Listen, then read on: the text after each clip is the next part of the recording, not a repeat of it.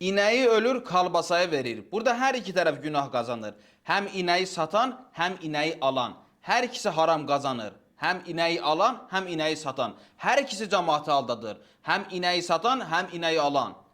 Sən necə öz ailə və halal ruzu aparmaq istəyirsən bundan? Cəmaatı aldadaraq. Üzərinə halal yazırsınız, ölü inəyin ətini vurursunuz.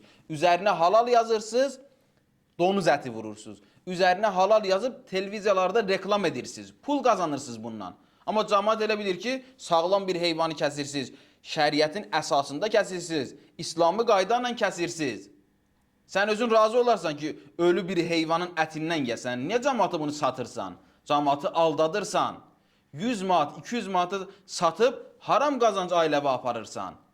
O ölü inəyi kəsib doğra, heyvanlara ver, itə pişiyə ver. Bundan savab qazan. Amma sən haram qazanırsan. Dünyavi də bədbəxt eləyirsən, ahirətivi də.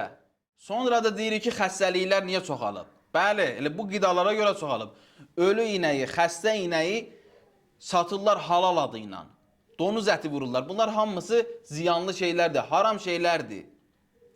O şəxslər ki, bu işi görür, 2 il, 1 il, 5 aydan sonra Allah Teala onların öz canına xəstəlik düçar edir. Onu bir xəstəliyə mübtəla edir. O xəstəliklə sonra mübarizə aparır. Pul xərcləyir. Niyə? Çünki vaxtı ilə cəmaatın evinə xəstəliyi aparırdı. Cəmaatın evinə xəstəliyi yayırdı. Yadda saxlaya, haramda xeyir-bərəkət yoxdur.